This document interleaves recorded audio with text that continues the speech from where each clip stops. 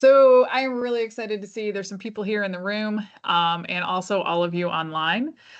This is a workshop on preparing for the academic job search. And my guess is everyone's applying and looking around the room. Y'all's all applying this year? Yeah? All right. Not this year? Next year. Next year. Hot dog. So I'm hoping that some people online are also next year. I'm going to try to convince you that you might want to try a practice year, and just see how it goes. For those of you that this is the year you're on, is it your practice year or is this the like you need it this year? Yes. Need it this year? Need it? Not don't need it. Did you guys try last year? Nope. Yes. Yes. All right. All right. How'd it go? Terribly. Terribly? Okay. So hopefully we can prevent terribly. We're going to talk a little bit about the market this year. Let's see, what do we got here? We're going to talk a little bit about some trends, timelines, etc., because I think that's one of the things with this year that everyone's really interested in is what does this year's market actually look like? So we'll talk a little bit about that. We'll set you a little bit for the timelines around how to do this and when things happen. We'll talking mostly today from an American perspective, okay? That we are talking mostly from come on in, guys, an American academic cycle. But from what I have heard from a lot of our postdocs who are thinking about searches around the world, for the most part, it's fairly similar. It's just the timelines won't be matching. So, for example, if you're applying in Japan, there is no such thing as a timeline, or China. The applications happen all the time. Versus here in the United States, it's really cyclical, and there's definitely timelines that you have to think about. So, while I will be talking specifically for an American job search, I think for the most part, the thoughts about how to create your package are similar for whatever country you want to go to. It might be slightly different. The orders might be something different, but if I can convince you all that your research statements need to be easy to read, I have completed my job. And so that is really what we're going to talk a lot about today is how to make your research statement readable. And when I read research statements, what makes me put you in the, oh, please don't make me read this pile. Okay. You want to be in the pile that people want to read, not the pile that people don't want to read. So we're going to talk about that. And so for those of you who don't know me, I am Lori Conlin. I'm the deputy director here in the OITE. While I was never actually a faculty member, my PhD is in biochemistry and biophysics. I left the bench after my postdoc to really think about next generation issues. And I've been working on taking over the academic job cycle packages from Sharon over the past about 4 or 5 years. So I didn't just hop into this. I kind of spent years kind of shadowing, making sure, and this is like my 3rd year doing it by myself. So I've been reading a lot of applications. I do read applications. So if those of you, and we'll tell you a little bit more on how to do that, if you want me to read your application before you submit it, I will. And I think that's really good because I look at a ton of them. I look at a lot. And some of them are much better than others. Okay, so we're going to talk, and some of you, are you thinking United States? Those of you in the room thinking United States? Okay. Or Canada for me. Or Canada? Yes. Or Europe. Okay. So, and then from those of you who are those thinking the United States, you didn't grow up in the United States, so you don't necessarily understand the academic system in the United States. So we'll go through a little bit of that too. Okay, great. And for those of you online, I got to get the chat open. Oh, that's weird. Oh, there we go. Great. Okay, fantastic. So one of the things that I really wanted to talk about specifically with US academics is what's happening in the current market and why that may influence your job market this year. So the first thing that's happening in the United States is we have a demographic cliff coming up. So the United States birth rate peaked in 2007. And since then, since 2007, the birth rate has been decreasing. Well, why does that number 2007 matter? 2007, those kids are actually freshmen. They were their first years in college this year. So they just went to college. So we have had growth in college education, and we just hit the peak. And so now we're going to be seeing a decrease in the number of enrollments. It's not going to influence that much over the next 5 years, but when we start hitting the births from 2012, 2015, we're going to see less and less enrollment at the undergraduate level. Less enrollment means less tuition. Less tuition means less money. Okay, so that's one thing that universities are really looking at, is the overall demographic cliff that's coming.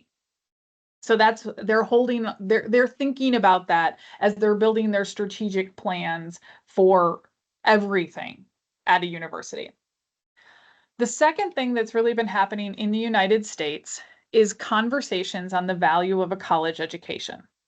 And this has become very political in the States, where people are wondering why we're sending kids to college, if college is worth the money, if would you even need a college education to have a good job?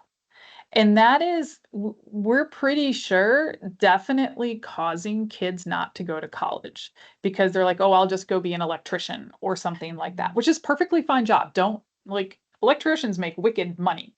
But it's causing kids to think about college very differently than our generation. And that, I mean, I'm a generation ahead of you, but even your generation, how kids are thinking about college is really different. It's also really interesting right now. We're having a little bit of a crisis of males going to college. They're not going.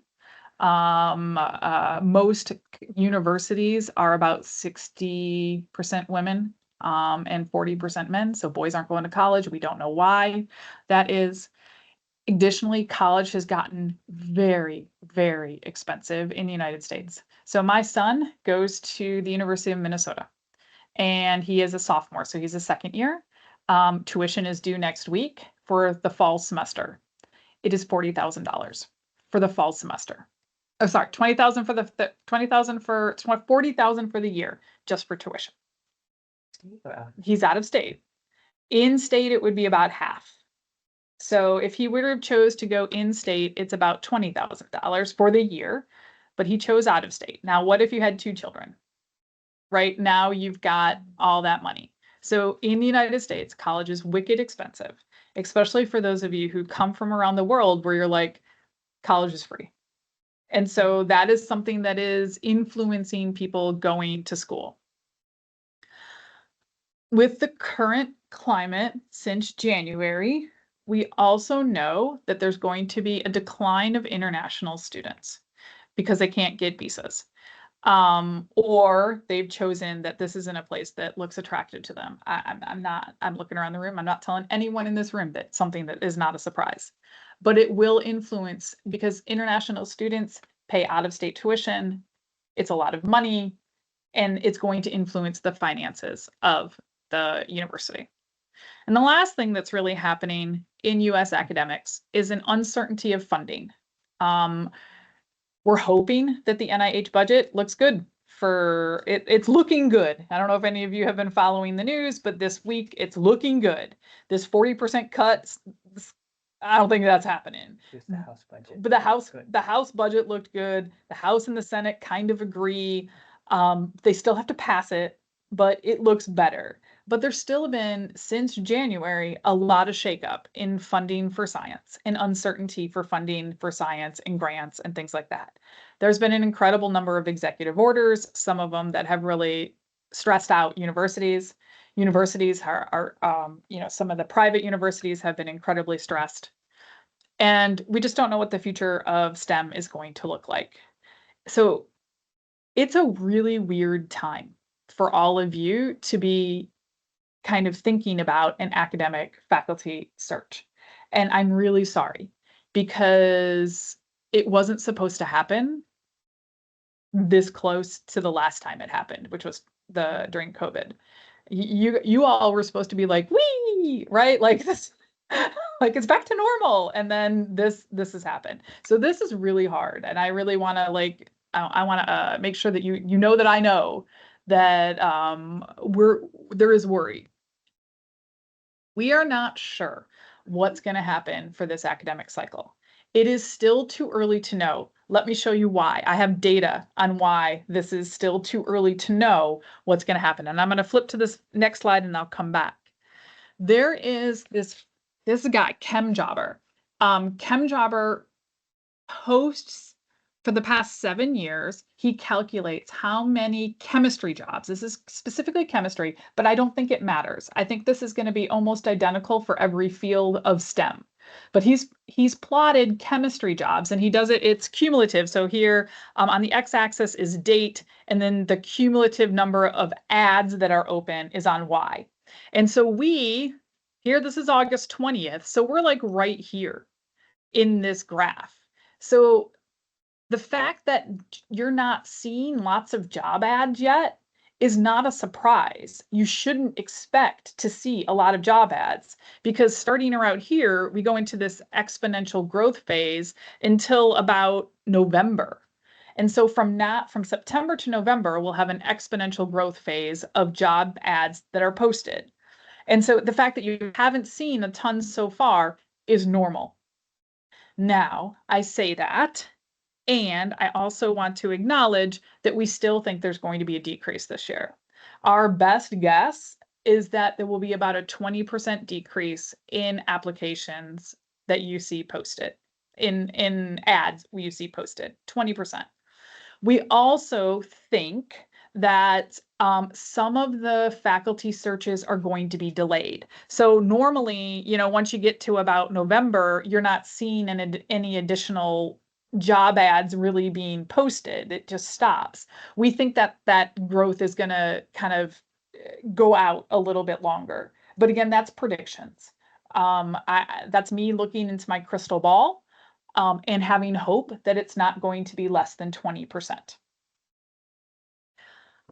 Couple of things that we're definitely seeing, and you all are also telling me, is more international searches.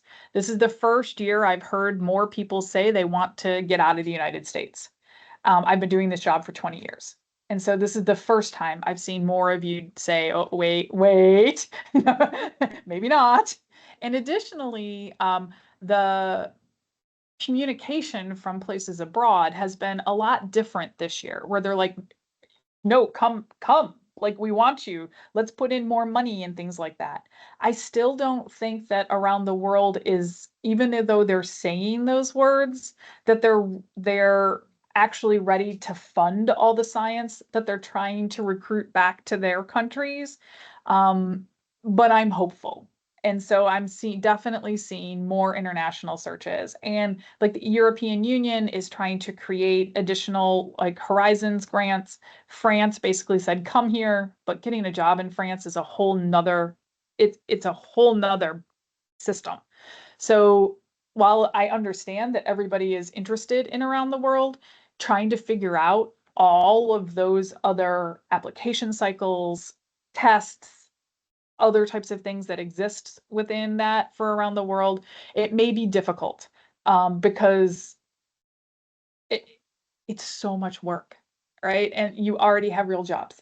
And so trying to do all of those. So if you need help, Laura and I can both kind of help out with that as you ponder that international search. The other thing we're seeing is more folks looking at states that they maybe wouldn't have looked at, like in the middle of the country, state schools that are not necessarily the flagship school, they're the next level down. So for example, here in this area, if you're thinking about like University of Maryland, Hopkins, and Georgetown, the next level down is like George Mason. Like it's that level that folks are looking at, because sometimes those state schools with state money have more stability right now. I would normally have said the private schools have more stability, but we've seen what's happened to Harvard and Columbia. So a lot of folks are looking at state-funded schools. There is some cool, great new collaborative data. This faculty job market, and you guys will all get the slides afterwards. Emily sends slides. This is a great way to like look at kind of what's happening in the job market. and I just give it to you. Also, at the end of the year, they ask people to fill out the data, and I really wish you fill out the data so that we all know what's happening. Diversity, equity, and inclusion statements are in flux. I haven't seen any job ads yet this year that are asking for diversity statements. We'll talk about what they're asking for instead. But some of you feel very passionate about diversity and still want to talk about it. And that's okay. You can still talk about diversity in your teaching statements, in your cover letters, and other places if that's something you're really passionate about.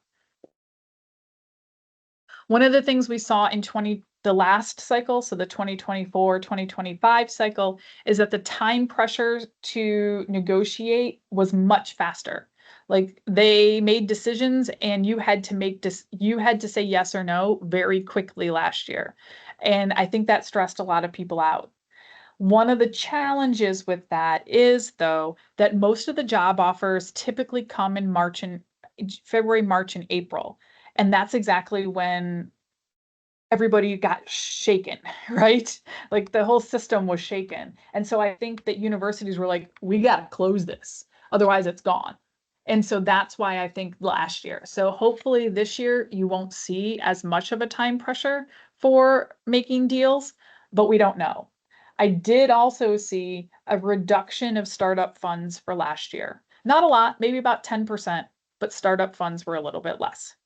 Do you see a difference in terms of positions that were funded by like soft money or hard money? Like where schools where No, okay. not really. Not really. Oh, wait, hey, Veronica's seen one that's asked for a diversity statement. I don't know where that's at. But very few.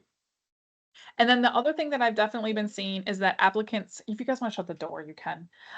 Applicants are assessing local political climates. And so you may choose not to go to a particular state because it doesn't fit your values or doesn't fit your lifestyle. And I've seen that happen more and more. It's hard because you need a job. Um, but it's also hard to live someplace where you don't feel like you're going to be valued. So, okay. Anything on trends, anything like that before we hit into the next segment of that was a lot. That was a lot of Lori opining on what's happening. Oh, Stony Brook? Okay, cool. Stony Brook's a state school. So states are still doing whatever they want to do. All right, you guys good? Awesome. All right, let's move on. I haven't freaked everybody out yet, have I? I really do hope that we're not going to see a ton of reduction. But isn't that cool data? Isn't that great? What's that purple? 2020, COVID. COVID. Okay. So, all right. Understanding the breadth of universities and colleges. Okay, so there is a lot of universities. I think that's one of the things that's really confusing is how many universities exist within the United States and all the different levels that exist. And for most of us, you have to kind of think about what kind of lifestyle you want to live, what kind of research you want to do, and what kinds of students you want to do research with. Because there are opportunities to do all of those at all of these different types of places. Most of us grew up in academic institutions that were very much like here, right? Where it's all science all the time. But maybe that's not what you want for the next part of your life. Maybe you want to be able to do decent science, but also have a little bit more of a teaching load or to really be integrated with the students of that university. So one of the things I often recommend is to pick a geographical area, whatever it is. If it's here, if it's California, if it's Iowa, whatever that is, pick your city and then go into Google and do a radius search for colleges and universities and see how many different places are around there. Because if you were to just do here, I think most of you think about Hopkins, Maryland, Georgetown, GW. There's also George Mason. There's also Towson. There's also Hood College. There's also St. Mary's. There's a lot of different types of universities that exist. So if you want help with that, you can come and talk to Laura and I, and we'll kind of help you strategize like what types of universities might fit best.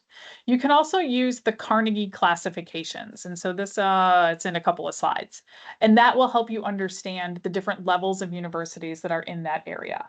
Carnegie classifications will tell you, is this all PhDs or all undergrads? So it's just a different way to think about the types of science that you might want to do. I think the coolest thing about us as scientists in the biomedical science is every single university needs folks who can teach biology, chemistry, etc. And so you might have to be more changing. You know, you're not just going to go teach neuroscience, right? You may have to think about the other things, because every single university, like my son is a business major because he ran faster from science than you can imagine. And he still has to take a biology class at the University of Minnesota. So we still need professors who can teach at all these institutions. You need to understand when and how to apply. So we'll talk about that a lot. Writing quality applications. And I cannot tell you enough to have lots of people read it. So these are two quotes from a couple of faculty members. When I was working on getting this talk together, I reached out to some friends who are faculty members and said, if you had advice for folks who are on the market, what would you give them? So this is my favorite one. Hiring committees are very small and need to read through a lot of materials for each person. Make your message obvious and consistent across all your applications. Make it clear that you are applying for this job and not any job. A large pool responds to job ads. This is number 2. About 10 to 15 make it up to the top. We bring in about 4 people to interview. We rank those 4 people and offer it. The margins are very small. So if you are not writing your application as quality as you can, even if you do great science, they don't have the energy to dig through your writing to figure out if that is. You are the only thing holding that faculty member up between a glass of wine and their family, right? So make it so that they can read it quick, they can read it easy, and they can understand how you're going to do this type of science that you want to do. Right? If you can't have a glass of wine and read your own application, neither can they. So make it as easy as possible. We were talking about this group earlier today. This UCSF group, the Academic Career Readiness Assessment's phenomenal. I think out of all the online resources that are available, this UCSF one is probably the best one out there. And then resilience and self-compassion is really important as this. This is a slog. It is a slog, and it is not your fault this year if stuff doesn't happen. But I think if you don't have interviews by January, February, like if you don't have nibbles by January and February, and you're starting to run out of time, you need to come and talk to us pretty quickly, because we need to come up with a different plan and strategize a different way, because I just said that things are going to be a little bit more challenging this year. And it's not your fault. It does nothing to do with how awesome you are. It has everything to do with the market this year. This came from someone who was at in our one of our some of you. So one of the NIH postdocs, they put in 40 applications. They got rejected from 18 of them and ghosted from 14. So there is a lot of ghosting in faculty applications, a lot of ghosting. So if you never hear back, that is, this is what, like a third of the applications that they never heard back from.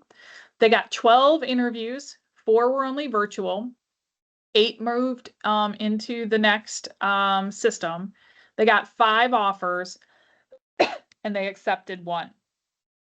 We see about a 1 to 10, like for every 10 applications that you send in, we get about one playing the numbers game. This is not unusual.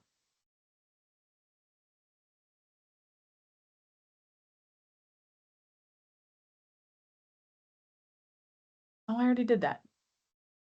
Standard timeline. Standard timeline is now until about November. You're going to, for those of you who are a year ahead, So this is perfect. For now, you're thinking about what types of schools you're looking for. You are thinking, so those of you who are not on the market yet, you're thinking about what types of schools. You're starting to think about your research plan. You're starting to think about what can you take with you if you're going to take something with you. What does the package look like, etc. It is really data gathering, and it's perfect time to do some data gathering. You're going to talk to mentors, you're going to talk to advocates. Every time you go to a meeting, a scientific meeting, you're going to sit around and say, what is it like to be a faculty member at your institution? And start doing more networking on things like that. Then towards the time it's to apply, so usually the summer before you start applying, so for those of you who are applying this fall, probably you're already getting there, you start working on your job packets. Now, from now until December, you will start applying. Most applications are due in this time period. And so you'll really be ramping up your packages, making sure your research statement, your teaching statement, everything is ready to go. In about November, December, they start calling for first round interviews. First round interviews typically will go from the fall all the way into about February. So if you haven't heard anything by Christmas, thou shalt not panic. Okay, that's one of the 10 commandments here. Thou shalt not panic. You'll start getting Zoom interviews in late fall. So that's when about the time we start doing our talks on how to do interviews and things like that. Then in January, February, if you're invited for an in-person interview, that's typically when it happens. January, February, March is when in-person. So you've made it through the Zoom screen, and now you're going to be invited for an in-person interview. Usually offers are made about March, April, and then you'll move the following summer. So it's a whole year. This whole process is a year long. Quick question. Yeah. This timeline visible for people like for applicants who are now on J1 visas, right?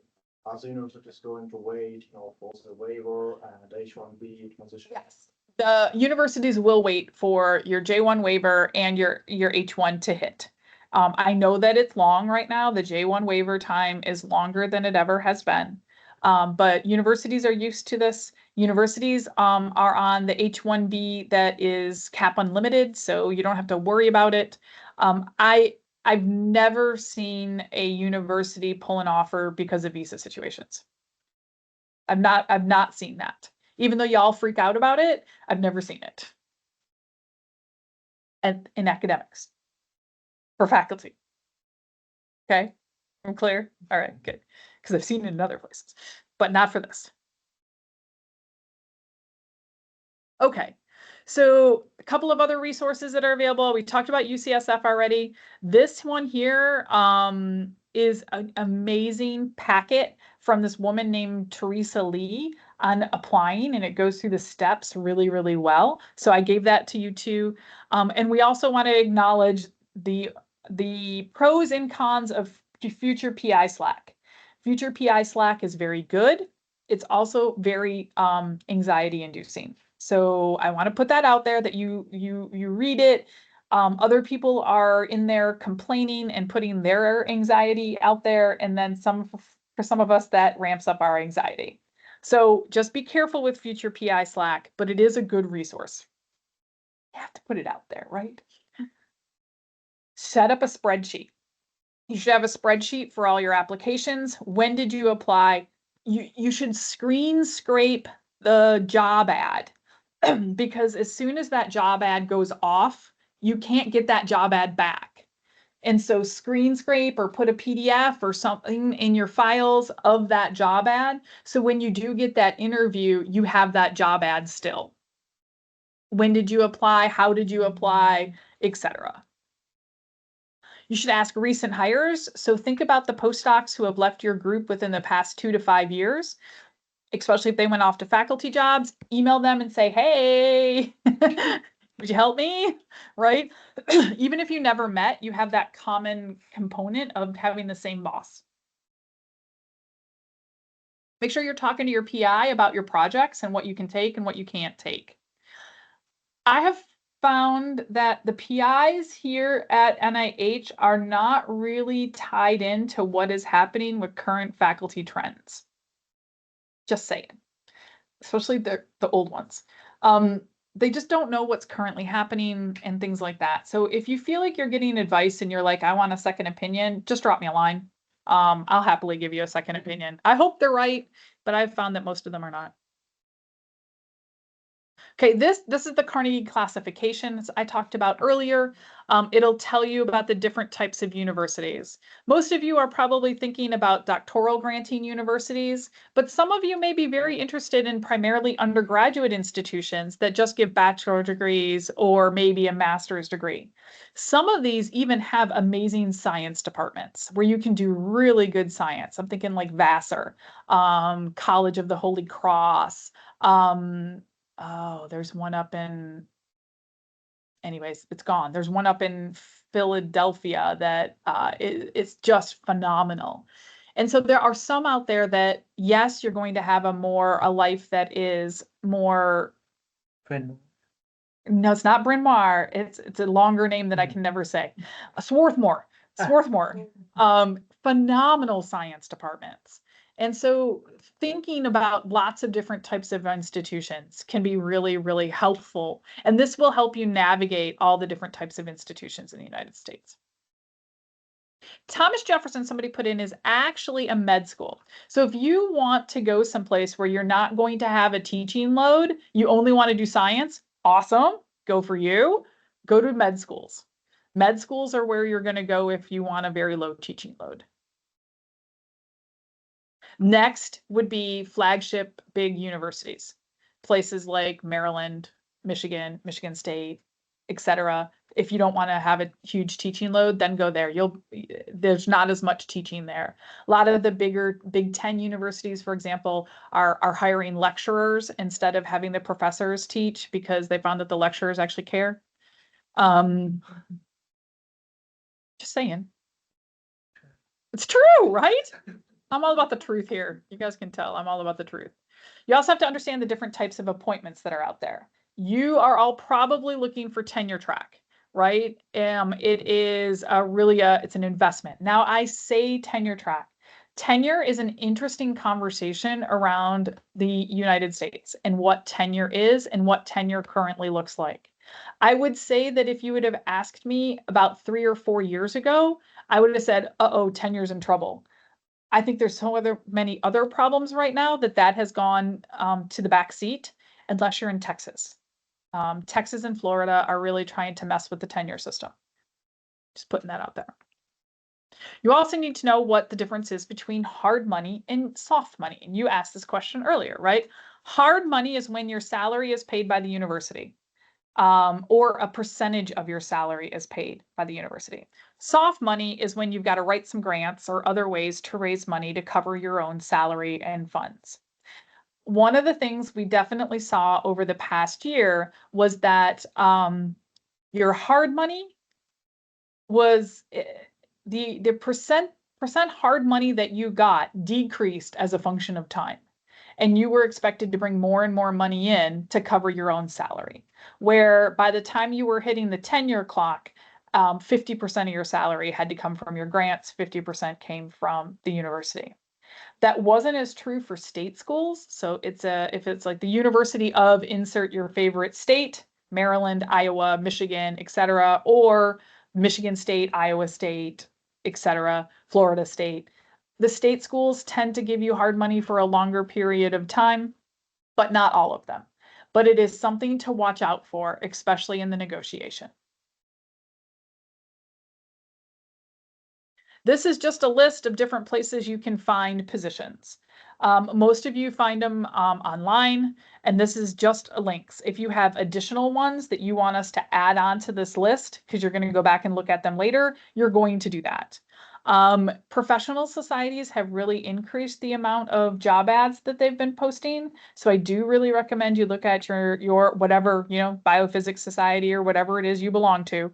But also your mentor in your scientific network. We talked a little bit about how to navigate conferences at this point, and that is definitely something as you're getting into about the T-2 years from the point of which you want. When you're going to conferences, your conversation starts to change. Like, I'm going to be looking for a position.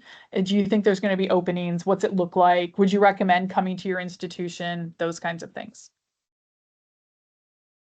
You need to find the right balance for you between teaching, research, and if you're a clinician, clinical work. We haven't really talked that much about clinical work, but the clinical side, for those of you who are MD, PhDs, or just straight up MDs or MD equivalents, what that looks like. Your job search is a little bit different, and I can send you resources later that are more specific if you're interested. We have to think about, is that a good location and a good fit for your family?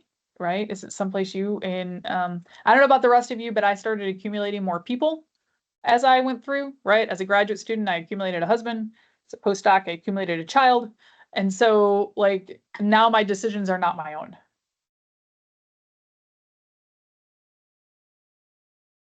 There's a cool bit of data out there about whether or not you need to have a K99 or a Cell Science Nature paper in order to get a job. Now, I would never tell you a K99 is not amazing, right? It is not, écoute et répétez. K99s are good, but they're not absolutely needed. About 50% so this is those who got offers, only 42% of the people that got offers actually had a K99. That meant over 60% of the people did not. The other one, this is Cell Science Nature. You do not need a Cell Science Nature paper in order to get a position, period. This data came from the Faculty Job Market Collaboration. It also matches a separate set of data that came from NINDS, where they looked at all of their K99s to R00 transitions. And how many people did, or for their early faculty awards R00, how many of them had K99s or not. The data matches. You do not have to have a K99 to get a job in the United States. Will it help? Sure.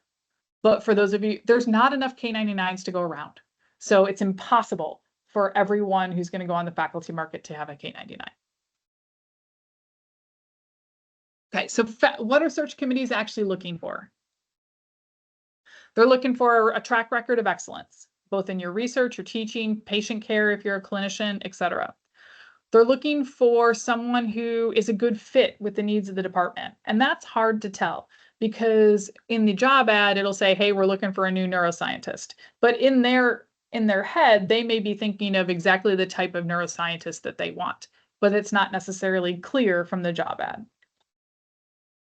They're looking for folks with good communication skills. So the best way you can show good communication skills from the very beginning is to make an application that is reader friendly, that they can actually read and is not going to cause them to cross their eyes.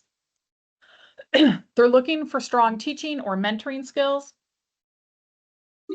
And this will really depend on the type of institution that you're going to. If you're going to a medical school where there's not a lot of teaching, they're going to not care as much if you have teaching experience or not. They're going to want to know that you're committed to the next generation, but if you don't have a ton of experience, it's not going to be held against you. If you're going to a primarily undergraduate institution where you're going to have a very large teaching load, you have to have teaching experience to be competitive for those positions. Evidence of leadership is also something that's helpful. You know, you all have been around faculty members for a long time. They have to play with committees, they have to, you know, serve on editorial boards, etc. So the more of that kind of stuff you can do as a postdoc, the better off you are to show that you're gaining those skills. So if you haven't yet joined FELCOM or some other postdoc association, this might be the time to do it, to prove that you can do committee work and get your science done at the same time in a low stress environment. Practice with a postbac while you can, when it's not that postbac in the end is not wholly your responsibility. Practice with that while you can.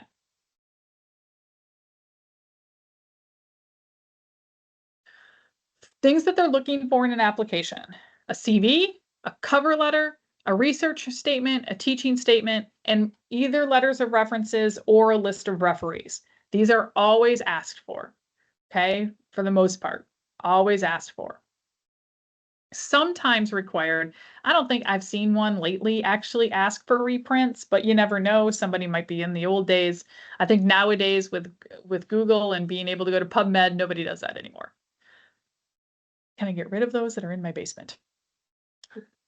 They may ask for a statement of prior research accomplishments. I haven't seen this one recently, but we saw it probably about 3 or 4 years ago where they were looking to see what was the impact of your research. You really should be kind of putting that impact into your research statement now, so we don't see this one too much. You might need a transcript. Probably not. That meaning, that you have your degree and it's all done. That's usually not going to be needed until you're actually going to get the job and you have to prove that you have all the credentials that you said you did. But sometimes you might need a transcript. Honestly, I haven't seen this one in a while. If you are going towards a undergraduate institution or any place else that has a large teaching component, they may ask you for teaching evaluations, examples of syllabus that you have written, or other types of teaching portfolios. And you can reach out to us to get more examples of that. It's going to be very few of you that are ever going to need that. Now in Flux, diversity statements. I put a slide at the end of this talk on how to write a diversity statement. We're not going to cover it today because for the most part, very few of you are going to be asked for diversity statements. Some of you are being asked now for community statements. I've been seeing this come up new this year. I think the community statements are all about how are you going to add something to that university. So you have to understand what the mission of that university is, the types of students that are at that university, and how you would contribute. I'll send you a blog post on that to read about. We're not going to cover it today because there's still very few applications that are asking for community statements, but I'm seeing these take the place of diversity statements. 2 years ago, everybody asked for a diversity statement. Now I'm seeing an increase of this community statement. The average search committee that's reading your applications is a bunch of tenured and tenure track faculty, usually within the department, but maybe outside of the department as well. Good example of that I was in the biochemistry department at Texas A&M, and they likely had somebody from the chemistry department on that faculty search committee because we were very integrated between biochemistry and chemistry. They vary in size and power. And what do I mean by that? It could be 5 people, it could be 10 people, it could be all the people who didn't step behind the line fast enough. It could be the people who are really passionate and caring about faculties and faculty education. It's hard to know that from the outside. I can guarantee you though, every single person on that is overcommitted, overbusy, and while they volunteered for this, doesn't really want to do it. So think about that when you're developing your application. They are inherently skeptical and critical, right? Y'all remember your PhD defense? You remember that? Yeah, them. They probably are only peripherally interested in your work, right? Only you is as interested in your work as you are. One of the things also is they also probably don't have the background in your work. So this is where acronyms and jargon get in the way of a lot of people, is because I'm like, I don't know what that gene name is. If you are a neuroscientist who is going to a traditionally biology department, you got to tone it down, friends, because yeah, I can't read that stuff. Your whole thing that you can prove to them is you're going to make their job easier by creating a packet that doesn't make them want to go crawl under the table. One of the times I asked one of these faculty members that I was hanging out with, like if people put in lots of extra stuff because they think you want to read it and sift through it, they're like, no. I always tell my postdocs that the PIs are reading applications late at night at the last minute because their scores are due the next day. And the applicants need to make the application as easy as possible to read and catch the highlights. I have a stack of 30 or 40 of these. I'm not going to read all the applications that carefully. I know I'm supposed to, but I don't got time for that. So I can't say it enough. Okay, they look like me, right? They're old. My eyes are getting tired. Write it for them. Write it for the people, not for yourself, not for your colleague, not for the people who are in your field. Write it for a smart general audience. Okay, the cover letter is the first thing. The cover letter is the first thing that they will read. They will probably read this and then they'll head over towards your CV. They'll glance through your CV and then they will head over to your research statement. But this cover letter is what you're getting to get them enticed in your work at all. You're trying to introduce yourselves and you're highlight your accomplishments. This is not a time though to tell them every single thing that you've ever done. It's a story. I'm really interested in nucleic acid protein biochemistry, right? Thinking about it, and then how do you create a story about that and then plug in the things? You don't need to tell them every publication that you've ever done because they're going to look at your CV. This is the story of who you are and why you kind of want to be a faculty member and what the question you are going to ask is a big question and questions that people are going to care about. Think about it like, how do you tell your mom about the types of science that you do, right? The impact, what is the impact of what you want to do? You can talk a little bit about your teaching and mentoring. It usually has, I don't remember what the next slide is. Let me check real quick. Nope. So it usually is about 1 to 2 page long. The first paragraph, 100%, is just, this is how I found the job. And this is a little bit, I'm a postdoc at the NIH and I'm really excited to be a faculty member. The next paragraph to 2 paragraphs are that story about who you are and why your science is so awesome. The next paragraph can be a little bit about your teaching, your mentoring, and how that goes towards the mission of the department or the university. You can also talk there about your commitment to diversity, equity, and inclusion. If that's something you're really passionate about, this is where you can put it in. Then the last paragraph is typically what I call the blah, blah paragraph. Thank you very much for reading this. I look forward to having an interview. You can contact me, blah, blah, blah, right? You can tailor it and you should tailor it towards the institution. If it's a more teaching focused university, you're going to focus on your teaching and more how you want to engage students into your research. If it is a research university, talk about that. If it's a clinical department, talk about that. Like the things that are going to make them want to open up the rest of your stuff. The next thing is your CV. We have CV and resume guides that we have on our website that you can look at and go to. Formatting of your CV is important, but it's not going to kill your application. Does that make sense? Like people spend so much time perfecting the little nuances of their CV. And for a faculty search, that's not what's getting them to the next phase. When I'm on the phone, they look at your name, they look at where you were educated, they look real quick to see what your research experience is, that you're a postdoc at the NIH, and then they flip over to your publications. That's what they're doing. They're looking at your name, where you were educated, and they're flipping to your publications. So you'll have your contact information at the top. It's all your professional. You do not need to put your NIH stuff anymore. You can just put your Gmail and your home phone number and all the rest of that stuff. I have seen a lot of people put their Google Scholar link there, their ResearchGate, or if ResearchGate still exists, I feel like they went kaput, right? But all those things can go up at the top.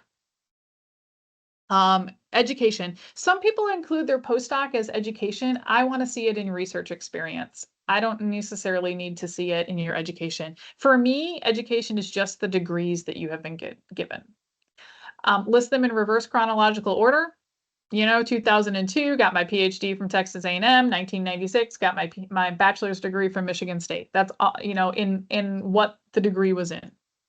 If you have clinical experience, put that in next. Then professional experience. So you do not need to say you were an IRTA or a CERTA or a visiting fellow. Just say you were a postdoc, right? No one outside of these walls knows what that is. Another thing I often see challenging in the professional and research experience is all y'all start going into the depths of the NIH organizational chart. I'm in LCMB, which is part of NCI, which is part of NIH. No one needs to know that. NCI, NIH, that's enough.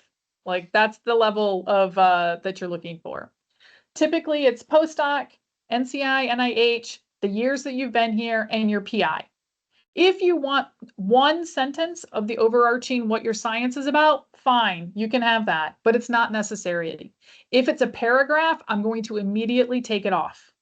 I don't have time for that. Really just get to the point. Honors and awards, this is at the grad student and postdoc level. If you have grant funding, you've got a K-99, you had a T-32, any other types of grants, put it in a separate section. One of the things I see people do is conflate honors and awards like a travel award or a best poster award with a K-99, and you put them all in honors and awards. And it's giving the same weight to your K-99 that you got for $500 to get a best poster, right? Take them apart. Grants and awards, grants funding should be separated. Leadership and service is stuff like, you were on a committee, you organize seminar for the department. You can do academic service with all the journals that you are you're a reviewer for and things like that. If you've had invited presentations, that can go there. I don't need to know every single time you gave a poster actually, no, you guys are faculty. You put everything, just put everything. But highlight presentations from posters. And then publications. There's usually usually when I get I like to see publications in reverse chronological order, regardless of where you are in the authorship line. Sometimes I see people like try to rearrange it to show that they're first author and they put all their first author ones first and then they put everything else. I hate that because one of the things that I'm looking for is consistency in publication timeline. You can bold your name, you can do all that stuff. I'll find your name. I want to see consistency though in timeline. You can at the top put in paper in preparation. You can put it in a separate section, paper in preparation, perfectly fine to have in there. Okay, I'm going to take a quick breath. Anything on CVs and cover letters? One thing on cover letters, not on NIH letterhead. Absolutely not on NIH letterhead. It's against ethics. Anything in the chat from you guys on CVs or cover letters while I take a sip of water and you type really fast? But it's fine to put manuscripts in preparation, right? Especially if, like, for some of us, if we have like multiple manuscripts that are with a lot of people and it's just taking, like, we have a couple that are kind of in the fire, and it's okay to. It definitely manuscripts and publication in preparation are perfectly fine.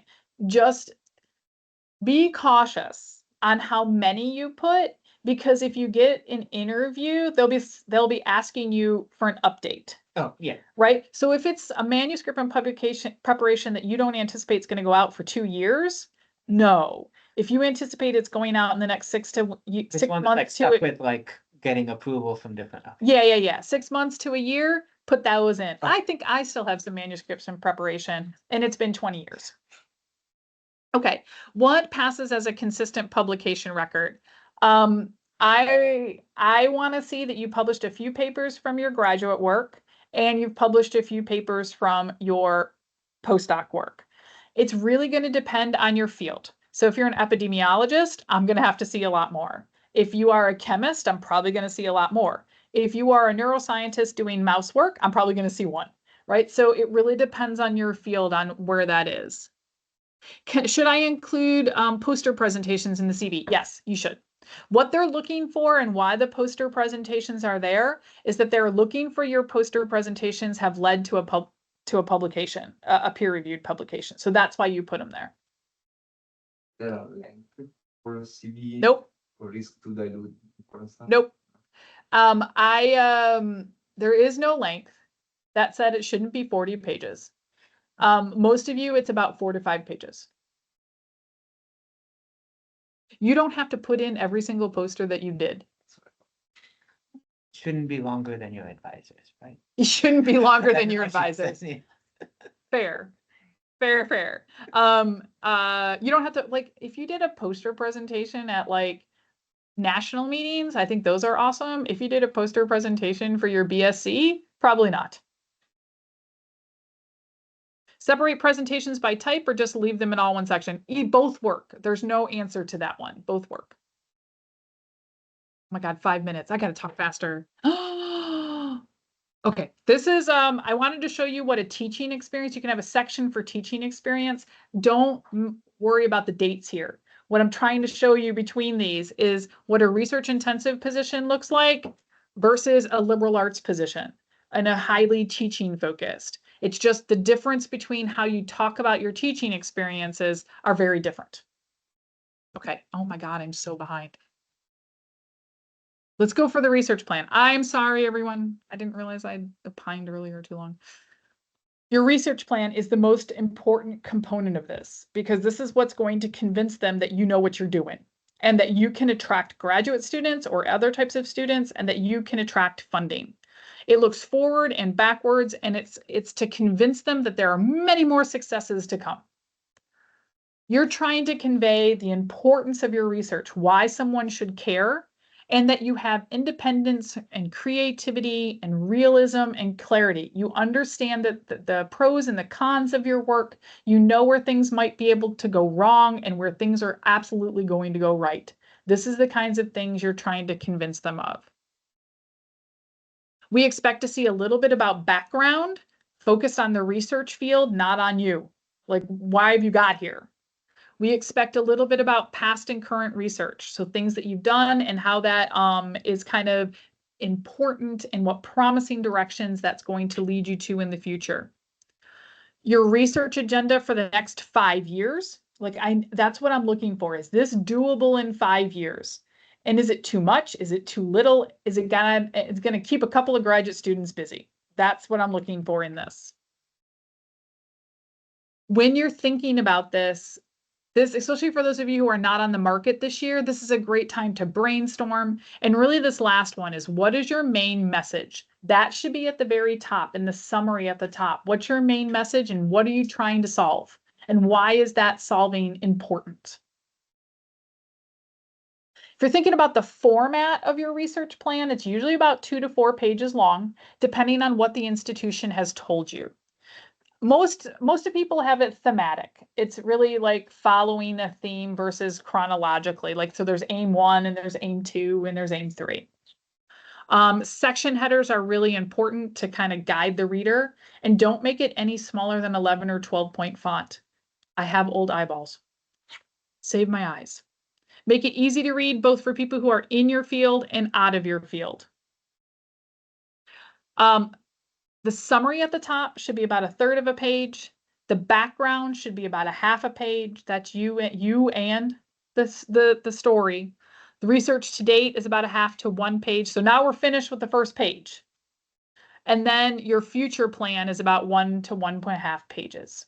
And then the conclusion, which is basically reiterating the summary at the very top. The summary is the big picture and the specific issue. You might have a couple of sentences about your approach. We don't need a lot of techniques in your research statement for the most part. This is the big picture. What are you trying to solve? How are you trying to change the world? And then the background. This is a great time for a figure to help come up with the model, to help people to understand what you're trying to do. You can talk about how your story led you to why you love DNA protein interactions or whatever it is that you love, right? This is where your story comes in, and trying to tell an arc about what you did as a graduate student and a postdoc had led you up for success as a faculty member. You really need to talk here about what are the questions that are still unanswered and how you're the only person that can do this. The research to date is crisp. It's small. It's not a lot. What I find often is that this section is too big and your future plans are not big enough.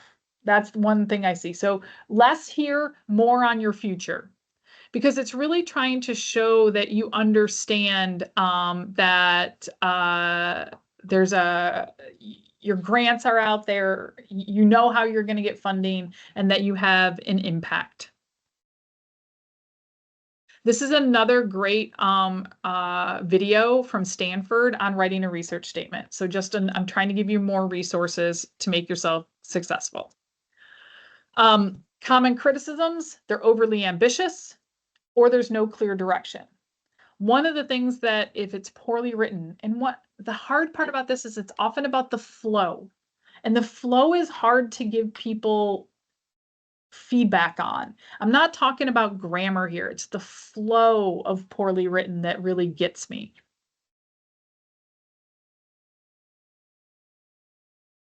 Your teaching statement is also a component.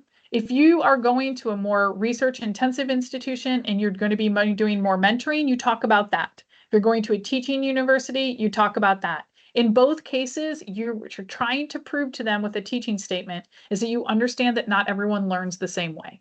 That's what you're trying to prove to them. So that's a super helpful way. How are you going to teach? If that's in a classroom, how are you thinking about virtual or flipped classrooms or things like that? If it's in a research environment, because you're not going to have a lot of teaching, how are you going to teach a novice how to come up with a new experiment? And how have you done that in the past? Evidence and examples as seen by is what's really important here. I like to use flipped classroom. It's really cool. No. I like to use flipped classroom, and let me tell you about a time I did that. That's what they want to see. They're going to understand the differences in learning and styles and ability. If I say the word flipped classroom and you're looking at me like I have 3 heads because you don't know what that means, we have a class on pedagogy that's coming up. It's coming up on the 26th of September. Take that or take the full new course on teaching in higher education environments. This is some questions to ask yourself if it's classroom-based teaching on how to write your teaching statements. We don't need to read through all of them. If it's a research-based place, these are the questions to kind of answer. Okay, so use these to kind of guide it. They're about 1 to 2 pages. In fact, please don't make it 2 pages, make it 1. These are short. There is no standard formatting. They all look different. This is where your style, your personality definitely can come through. Common criticisms is there's not enough examples or backup ideas. And also that there's very rigid views of student learning. And I have seen these where it looks like it's a dictatorship of a class. Like I'm not going to be hiring you. All right. I've done most of these. This is stressful. Make sure you're taking care of yourself. I'm stressed for you. So take care of yourself, see a well-being advisor, go to the classes, take some time to meditate, whatever it is. Take care of yourself through this. And it takes a lot of time. Applications take a lot of time. Additionally, they take, you already have full-time jobs. And so it's just really hard.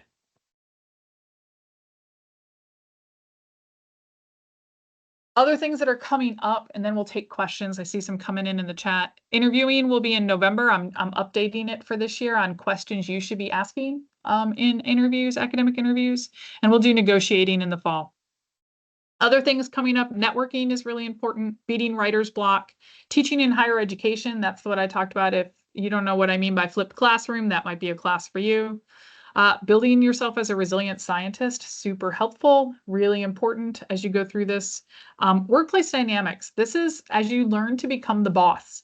So important for you to understand how people work, how people interact, how people bring themselves to work. Workplace dynamics will end with a capstone of a management course, which is how do you hire people, how do you motivate people, etc. It's incredibly valuable as you're going off to be a faculty member, but you have to have the workplace dynamics series before you're eligible. Workplace dynamics will happen both in the fall and the spring, and management courses in May. I will read your packets. Okay, I will read your packets, but give me time. So Emily will be sending everybody who's here a successful job packets from former fellows. So we've had former fellows who've been collecting them. Emily will send that on to you. If you want to discuss your job materials, you can email me and put the subject material reviews. I only read these on Fridays. So if you get it to me by Friday, I will get it back to you by the following Friday. I have 3 on my desk right now. Veronica, I owe you one. All right. I have time for questions. Let's see. How many aims or projects are good for a research statement? 2 to 3 aims are usually what I see with about 2 to 3 big projects. Can you propose a project that's brand new, but you've not worked on before, such as a new model system, but you have the skills? Oh gosh, yes, absolutely. As long as you have the skills to prove to them that you can do that, absolutely, you can propose something that you've never done in the past.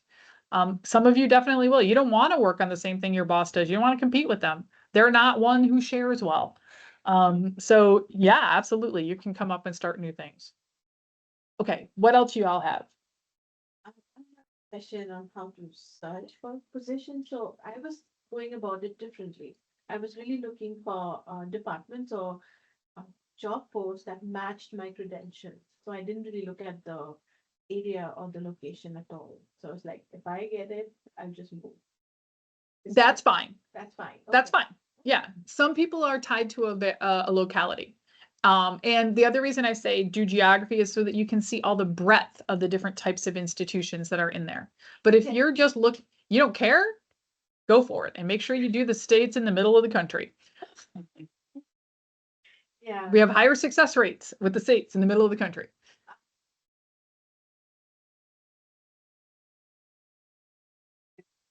The conflicting messages in the research statement apart from different sources. It's basically you want to propose the research you're gonna do in the next 5 years. Yep, But it's not a grant, so you're not putting the details of it. correct. Yes, so it's- it's this delicate dance between trying to create a research statement to show that you have an idea for 3 to 5 years without all the details of a grant. And so it is much more big picture. It is much less about the techniques. I think the new packet that we put together is more helpful.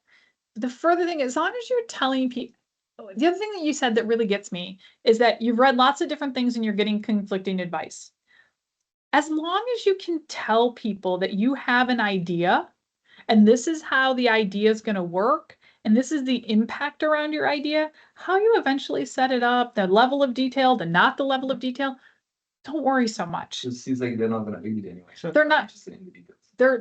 It's much more the what is your aim and does your aim make sense? So is it almost like you're trying to convince them that you're trying to solve something that's meaningful and that you have an approach that seems interesting and you seem like you know what you're doing enough to do it? Yes. Do you need to specify the grant? Most places, no, you don't. I have seen it. I have seen it at the very end of the application of the research plan saying, I plan to apply for this R01 as well as this from the Cystic Fibrosis Foundation. I think it's perfectly fine. No one's going to tell you to take that in or take that out. If you don't want to put that in, life goes on. The one thing about it in today's climate, especially if you have places where you can apply for funding that is not from the federal government, it shows that you understand the diversification of funding sources. And I think that's helpful. But if you don't have it, don't panic. Right? At universities, there are people who are paid to help you find grants. Yeah.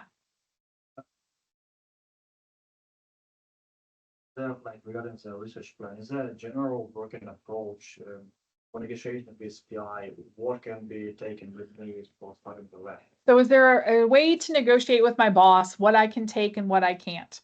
I think it's having a conversation and having a conversation early and doing it over a cup of coffee, right? So it doesn't feel quite so stressful. So I think if I were, it sounds like you're a year out, I would go and say, hey, can we go talk about my long-term career plans and what I'm thinking about going forward and just have that conversation. There's no there's no protocol for it though, because each boss is so different. So one more question. Yeah. In the choice of the such as to apply or institutions to apply for people like who needs to transition like from J1 to H1B and potentially to green card. So application for like an NIH and NSF funding is only possible where there's a green card or US citizenship, right? Not at the RO1 level. Oh, good. At the RO1 level, we don't care Oh, that's great. Great. right now. Right now. I don't know. Actually, I haven't heard anything about that Great changing. news. Thanks. Yeah. If you haven't written a grant, what helps them convince them that you are capable of doing so in the future? I think it's the quality of your writing in that application, that they will see that this person has good ideas, they can express their ideas well, and that they have an understanding of how to set up aim 1, aim 2, etc., so that it looks like they're on their way to a grant. Kristen, most people haven't written. How many of you guys have written a grant? All of about 3/4 of the room. How many of you have gotten the grant? Oh, we got Got a not yet. successful review, but I resigned to go to the Oh, okay. international. Oh, that's cool. So it's not writing a grant's not necessary. And here at the NIH, it's difficult. There is, hey, Emily, can you put in the grant page from the website that has how to apply for outside funding? Yep, I will add that in the chat. Thank you. I went over. I'm really sorry for going over. It's like the kiss of death for a speaker. If you guys need us, we're here. I'm here for you. Ask me questions. You know how to find me. You can send me a Teams chat, whatever you want. I am here to make sure that I make it as easy as I can for you in a system that seems really difficult. I appreciate you coming. For those of you in the room, I really appreciate you coming. And we will see you all. Oh, next week is Research Festival. So I will see you all through the Research Festival. All right. Thank you. Take care. I'm leaving. Bye, everybody.